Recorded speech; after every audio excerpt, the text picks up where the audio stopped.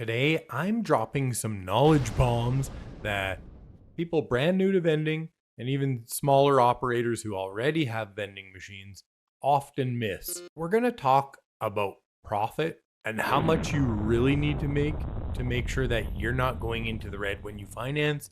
We're going to talk some population numbers, what you actually need, and we're also going to talk about return on investment when you're buying machines so that you make sure and buy the right machines for the right location so that you can scale up and you can grow your vending company at a much higher rate. So, who am I? I'm James Brown, a former vending executive of one of the largest portfolios of vending machines in the world. I've done a lot of math in vending. I've looked at financing. I've looked at ROI calcs. And I'm going to show you today how we walk through all of that so that you're more knowledgeable going forward. Population count isn't everything, but it is the most critical first step in making sure that your vending machines are actually going to do a decent amount of revenue, right? You can make money at a 50-person location, but you really have to determine whether or not this is going to be a side hustle for you or whether you're trying to grow quickly and trying to turn this into a full-time income stream. So if it is just going to be a side hustle, then 50 people is fine. You're not going to make a lot of money. You're going to do okay, and you're going to have a little bit extra spending money. What you really need, though, is you need 100-person account so that when you invest your hard-earned money and buy machines for the place, that they pay themselves off fairly quickly. So the biggest mistake I see people making is that they finance a machine and then they put it in a population, or they put it in a location where the population is 30 people, 40 people, 50 people, right? And what you have to make sure you do when you install a machine that you're financing is you've got to go and work out the math and go, okay, am I actually going to cover my monthly finance cost? Because if you don't cover that, you're actually going to start being negative money. And that makes it very tough to get anything done. Because over time, you're actually going to be slowly dwindling. I'm going to go through each and every scenario to give you a better idea how this works, give you a couple of practical examples so you can take that away and apply it to your business. The average vending machine across the entire US does approximately $4,000 in annual revenue. The best you can do consistently on this is maybe 30%. I'm sure somebody's going to say, I do better than that. And there may be some outliers or maybe it's an account that's right next to you or something. You might be able to do better than this, but very, very rarely. And on average, a small vending company is going to make 20%. And as you scale up, that number goes down. So once you get to 200, 300 machines, that sort of thing, you might only be able to make 15%. The bigger you get, the less you make as a percentage. Remember, you have to count everything in this. And I see new operators make this mistake all the time, right? They drive 10 miles to a site and back to service it, and they never calculate how much it costs in vehicle expenses and depreciation, in oil, in gas, in tires, all these different things. And then they don't also count, their transaction fee percentage when customers buy with credit cards. They don't count the monthly fees to have the device on their machine, right? There's all kinds of things that secretly drag your profit down into the 15 to 30% range. And even if your product cost is below 50%, you could still be in that range. Okay, let's run the scenario. The average machine makes $4,000. Let's say you're at 30% margin. That's $1,200. You pay $5,000 for the average machine. So that's going to take you just over 4 years to pay off that machine. That's ROI math, right? It's going to take just over 4 years. And then if you have no other way of injecting cash in your business, it then takes that machine approximately 4 more years to buy you another machine. So let's take a $10,000 a year machine as an example. Well, now you're making $3,000 of profit per year. So you actually pay that first machine off in less than 2 years. And in less than 4 years, you get to buy another machine with that machine.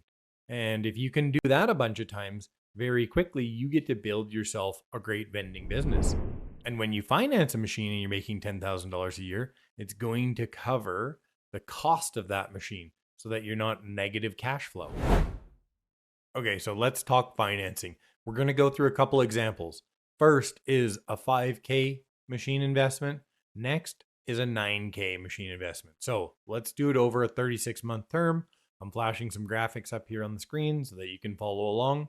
14.99% interest, $173.31 per month.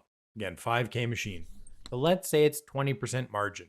You're going to need a machine that does $10,399 in yearly revenue just to cover that payment, right? Then in 3 years, you pay it off and that machine starts paying you back. So if you can get up to 30% margin, you can see what kind of effect this would have, right? You would actually be making money over your finance payments, which is going to help you buy more machines. You're going to be able to land new locations and actually have the capital to invest in putting more machines there. And it's a bit of a domino effect, right? If you get a bunch of bad machines, you just stymie yourself. You get stuck in the mud and you can't scale up and you don't have any more money and you can't finance any more machines and you go nowhere. Whereas on the flip side, if you get great locations, it's, you start to go the opposite way, right? You're not stuck in the mud. You're flying through the air like a bird. Go, go, go, go, go! Okay, I probably shouldn't ad-lib this hard. Let's move on to the machine that costs you 9K. Before we talk about the 9K scenario though, this is exactly why I created a community so we can work these types of problems together. Talk about ROI, talk about financing terms, right? You saw before a firm at 14.99. I mean, that's a pretty high interest rate. Maybe you should try for 7. There's options out there around the 7 to 8 range.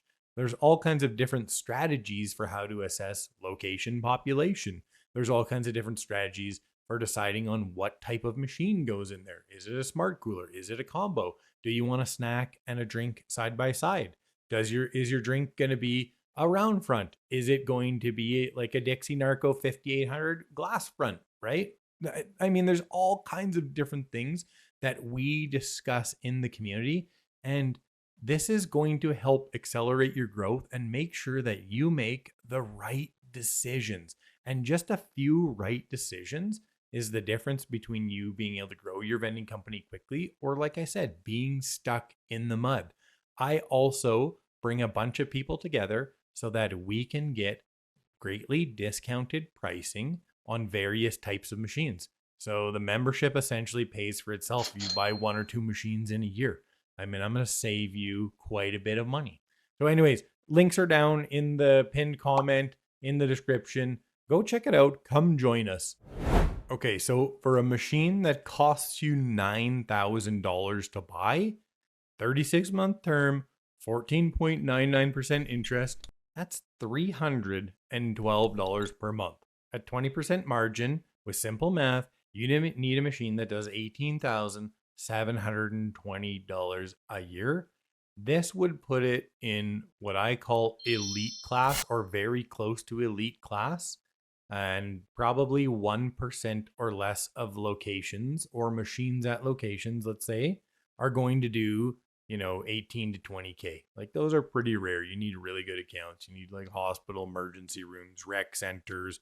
There's a bunch of kind of bigger accounts that can do that, but most of your 100-person warehouses, even your 150-person warehouses, that kind of stuff, they're probably not going to hit that number, which means you're going to be underwater on the financing payment, which you're not going to enjoy. So you have to look at these things when you're making vending decisions. If you do, things are going to be easy. If you don't, things are going to be a lot harder. And again, I'm going to say it for the 10,000th time in my life. Pricing. You must make the right margin, and you must factor in all the different costs that are really impacting your bottom line that you don't see when you go spend money at Costco and fill a machine and you don't count that your vehicles are going to break down in 9 months because you drove so much and it cost you $5,000 to put a new transmission or something along those lines. Anyways, hope this has been helpful. Feel free to comment, hit that like button, and subscribe if this brought value to you. I really like to keep these things super informational, and hopefully I'm bringing value to the vending community. Okay, go get it.